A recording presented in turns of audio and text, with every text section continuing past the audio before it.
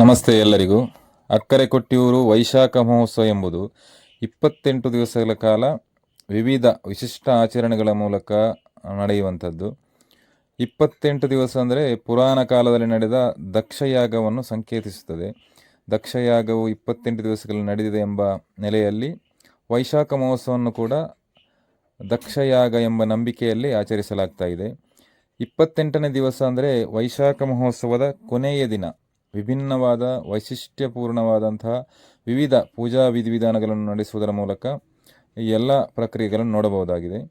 ರಾತ್ರಿ ಪೂರ್ತಿ ನಿಗೂಢ ಪೂಜೆಗಳು ಅಂದರೆ ಗೂಢ ಪೂಜೆ ಅಂತಾರೆ. ಗೂಢ ಪೂಜೆಗಳು ನಡೆದ ನಂತರ ಮುಂಜಾನೆಯಿಂದ ಯಾಗ ಸಮಾಪ್ತಿಯ ಪ್ರಕ್ರಿಯೆಗಳು ನಡೀತಾ ಇರ್ತದೆ. ಈಗ ನೀವು ನೋಡ್ತಾ ಇರುವಂಥದ್ದು ಶ್ರೀಕೋವಿಲ್ ಕೆಡವಿ ಹಾಕುವುದನ್ನು ನೋಡ್ತಾ ಇದ್ದೀರಿ. ಶ್ರೀಕೋವಿಲ್ ಅಂದರೆ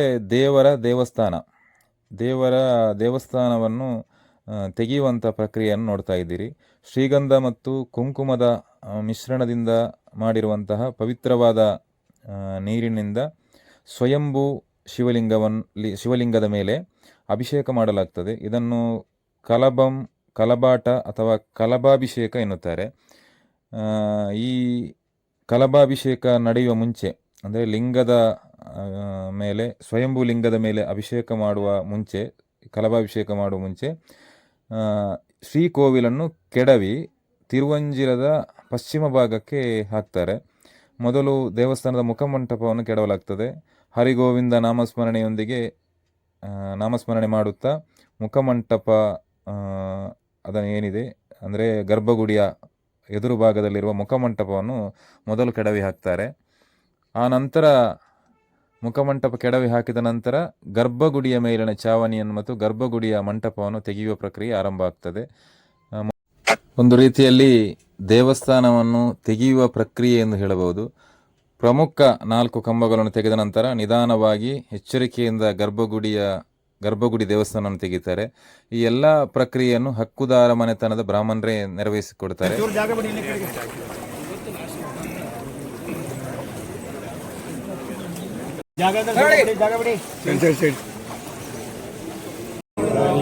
ಗೋವಿಂದ ಹರಿ ಗೋವಿಂದ ಹರಿಗೋವಿಂದ ನಾಮಸ್ಮರಣೆಯೊಂದಿಗೆ ಮುಖಮಂಟಪವನ್ನು ತೆಗಿತಾ ಇದ್ದಾರೆ. ಮುಖಮಂಟಪ ತೆಗೆದ ನಂತರ ಗರ್ಭಗುಡಿಯನ್ನು ತೆಗಿತಾರೆ. ಈ ಗರ್ಭಗುಡಿ ಅಥವಾ ಮುಖಮಂಟಪ ಇದನ್ನು ತೆಗೆಯುವ ಮುಂಚೆ ಒಂದು ಪ್ರಕ್ರಿಯೆ ನಡೀತದೆ. ಅಲ್ಲಿರುವ ಎಲ್ಲ ಮಣಿತರದ ಮೇಲಿರುವ ಎಲ್ಲ ದೀಪಗಳನ್ನು ಅಲ್ಲಿಂದ ತೆಗಿಬೇಕು. ಅಲ್ಲಿಂದ ತೆಗೆದು ಅದನ್ನು ಮೇಲಿಡಬೇಕು. ತಿರುವಂಜಿರದಲ್ಲಿ ಎಲ್ಲಿ ಇಡುವಾಗಿಲ್ಲ, ತಿರುವಂಜಿರ ದಾಟಿ ಅದನ್ನು ಮೇಲಿಡಬೇಕು. ಮಣಿತರದಲ್ಲಿ ಇರಬಾರ್ದು ಮತ್ತು ತಿರುವಂಜಿರದ ಪಕ್ಕ ಎಲ್ಲಿ ಇಡುವಂತಿಲ್ಲ. ಎಲ್ಲ ದೀಪಗಳನ್ನು ಮೇಲೆ ಕೊಂಡು ಹೋಗಬೇಕು. ನೀವು ನೋಡಿದ್ದೀರಿ ಮೇಲೆ ಕೊಂಡೋಗುವಂಥದ್ದನ್ನು. ಇದಾದ ನಂತರ ಈಗ ಮುಖಮಂಟಪ ತೆಗೆದ ನಂತರ ಇದರ ಗರ್ಭಗುಡಿಯ ಪ್ರಮುಖ 4 ಕಂಬಗಳನ್ನು ತೆಗೆಯಲಾಗ್ತದೆ. ಅದಾದ ನಂತರ ಗರ್ಭಗುಡಿಯನ್ನು ತೆಗೆದು ಪಶ್ಚಿಮ ಭಾಗಕ್ಕೆ ತಿರುವಂಜಿರದ ಪಶ್ಚಿಮ ಭಾಗ ಹಾಕ್ತಾರೆ. ವೈಶಾಖ ಮಹೋತ್ಸವ ಆರಂಭವಾಗಿ 4ನೇ ದಿನ ವಿಧಿವಿಧಾನಗಳೊಂದಿಗೆ ಸ್ವಯಂಭೂ ಶಿವಲಿಂಗದ ಮಣಿತರದ ಮೇಲೆ ನಿರ್ಮಾಣವಾದಂತಹ ದೇವಸ್ಥಾನವನ್ನು 28ನೇ ದಿವಸ ಚಿತ್ತಾ ನಕ್ಷತ್ರದಂದು ಕೆಡವಲಾಗ್ತದೆ. ಶ್ರವಣ ನಕ್ಷತ್ರದ ದಿನ ಬೆಳಗಿನ ಉಷಾ ಪೂಜೆ ನಡೆದ ನಂತರ ಮಧ್ಯಾಹ್ನದ ಮುಹೂರ್ತದ ಹೊತ್ತಿನಲ್ಲಿ, ಆ ದಿನದ ಮುಹೂರ್ತ ಯಾವುದಿದೆಯೋ ಆ ಮುಹೂರ್ತದ ಹೊತ್ತಿನಲ್ಲಿ ಗರ್ಭಗುಡಿಯನ್ನು ನಿರ್ಮಾಣ ಮಾಡಲಾಗ್ತದೆ. ಈಂದು ಮರ ಅಂದರೆ ಈಚಲು ಮರದ ಗರಿ ಎಲೆಗಳನ್ನು ನೇಯ್ದು ಬಿದಿರಿನ ಮೂಲಕ ಮಾಡಿರುವಂತಹ ಮಾಡಿನ ಮೇಲೆ ಈ ಗರಿ ಎಲೆಗಳನ್ನು ಹಾಕಿ ದೇವಸ್ಥಾನ ನಿರ್ಮಾಣ ಮಾಡುತ್ತಾರೆ. ಈ ದೇವಸ್ಥಾನ ನಿರ್ಮಾಣ ಮಾಡುವಾಗ ದೇವರ ದರ್ಶನಕ್ಕೆ ಭಕ್ತಾದಿಗಳಿಗೆ ಅವಕಾಶ ಇರುವುದಿಲ್ಲ. ಒಂದು 28 ದಿವಸಗಳಲ್ಲಿ ಈ 4ನೇ ದಿವಸ ಅಥವಾ ಈ ಏನು ಶ್ರವಣ ನಕ್ಷತ್ರದ ದಿನ ಏನು ನಿರ್ಮಾಣ ಮಾಡ್ತಾರೆ ಆ ದಿವಸ ಒಂದು 3 ರಿಂದ 4 ಗಂಟೆವರೆಗೆ ಈ ದೇವರ ದರ್ಶನ ಸಾರ್ವಜನಿಕರಿಗೆ ಇರುವುದಿಲ್ಲ. ಈ ಸಂದರ್ಭದಲ್ಲೂ ಕೆಲವರು ಕೆಟ್ಟದಾಗಿ ಮಾತನಾಡಿರುವುದನ್ನು ನಾನು ಕೇಳಿದ್ದೇನೆ. ನನ್ನ ಹತ್ತಿರನೇ ಹೇಳಿರುವಂಥದ್ದು, ಇವರಿಗೆಲ್ಲ ಇದನ್ನು ಮುಂಚೆನೇ ಮಾಡಲಿಕ್ಕೆ ಆಗೋದಿಲ್ವಾ, ಈಗ ಇಷ್ಟು ರಶ್ ಇರುವಾಗ ಇದನ್ನು ಮಾಡಬೇಕಾ, ಇವರು ಪೂರ್ವ ತಯಾರಿ ಇಲ್ಲದೆಲ್ಲ ಇದು ಮಾಡ್ತಾ ಇದ್ದಾರೆ, ಇದನ್ನೆಲ್ಲ ಫಸ್ಟಿಗೆ ಮಾಡಬೇಕು ಅಂತ. ಅದು ಬುದ್ಧಿ ಇಲ್ಲದ ಅಲ್ಪರು, ಅಜ್ಞಾನಿಗಳು ಹೇಳುವ ಮಾತಿಗೆ ಉತ್ತರ ಕೊಡುವಂಥ ಉತ್ತರ ಕೊಡೋದು ಬೇಡ ಎನ್ನುವ ಕಾರಣಕ್ಕೋಸ್ಕರ ಆ ಕ್ಷಣಕ್ಕೆ ಅವರಿಗೆ ಏನು ಉತ್ತರ ಕೊಟ್ಟಿಲ್ಲ. ಈಗಲೂ ಅದನ್ನು ಕೊಡ್ತಾ ಇಲ್ಲ. ಯಾಕಂದರೆ ಅದರ ಬಗ್ಗೆ ತಿಳಿದುಕೊಂಡು ಆ ರೀತಿ ಹೇಳುವುದಾದರೆ ಅವರಿಗೆ ಉತ್ತರ ಕೊಡ್ಬೋದು. ಅದು ಯಾವಾಗ ಏನು ಮಾಡಬೇಕು ಅದನ್ನೇ ಮಾಡ್ತಾರೆ. ಉತ್ಸವಕ್ಕಿಂತ ಮುಂಚೆ ಯಾರೂ ಹೋಗುವಾಗಿಲ್ಲ, ಉತ್ಸವದ ನಂತರವೂ ಯಾರೂ ಹೋಗುವಾಗಿಲ್ಲ. ಸಾಮಾನ್ಯ ಜ್ಞಾನ ಇಲ್ಲದವರ ಹತ್ರ ಏನು ಅಂತ ಮಾತನಾಡೋದು. ದೇವಸ್ಥಾನದ ನಿರ್ಮಾಣ ನಡೆಯುವಾಗ ಅಂದರೆ ಈ ಗರಿಗಳಿಂದ ಅಥವಾ ಬಿದಿರಿನಿಂದ ದೇವಸ್ಥಾನ ಮಾಡುವಂಥ ಆ ದಿವಸ ಏನಿದೆ, ಆ ದಿವಸ ಒಂದು 3 ರಿಂದ 4 ಗಂಟೆಗಳ ಕಾಲ ದೇವರ ದರ್ಶನಕ್ಕೆ ಅವಕಾಶ ಇರುವುದಿಲ್ಲ. ಮತ್ತು ಕೊನೆಯ ದಿವಸ ಇದನ್ನು ತೆಗೆಯುವಂಥ ದಿವಸ ಕೂಡ ಈ ಪ್ರಕ್ರಿಯೆ ಪೂಜಾ ವಿಧಿವಿಧಾನ ನಡೆಯುವಂತಹ ಸಂದರ್ಭಗಳಲ್ಲೂ ದೇವರ ದರ್ಶನಕ್ಕೆ ಅವಕಾಶ ಇರುವುದಿಲ್ಲ. ಒಂದು ಕಲಶಾಭಿಷೇಕ, ಕಲಶ ನಡೆದ ನಂತರ ಕಲಭಾಭಿಷೇಕ, ಅದಕ್ಕಿಂತ ಮುಂಚೆ ನಡೆಯುವಂತಹ ಈ ಒಂದು ದೇವಸ್ಥಾನ ಕೆಡವುವಂಥ ಸಂದರ್ಭ ಇದು ಸಾಧಾರಣ ಒಂದು 4-5 ಗಂಟೆಗಳ ಕಾಲ ನಡೆಯುತ್ತದೆ. ಅಂದರೆ ಮುಂಜಾನೆಯಿಂದ ನಡೆಯುವಂಥ ಪ್ರಕ್ರಿಯೆ. ಈ ಸಂದರ್ಭಗಳಲ್ಲಿ ಈ ಪೂಜಾ ವಿಧಿವಿಧಾನ ನಡೆಯುವವರೆಗೆ ಯಾರಿಗೂ ಸಾರ್ವಜನಿಕರಿಗೆ ದರ್ಶನ ಇರುವುದಿಲ್ಲ. ಆ ನಂತರ 1 ಗಂಟೆ ದರ್ಶನ ಕೊಡ್ತಾರೆ.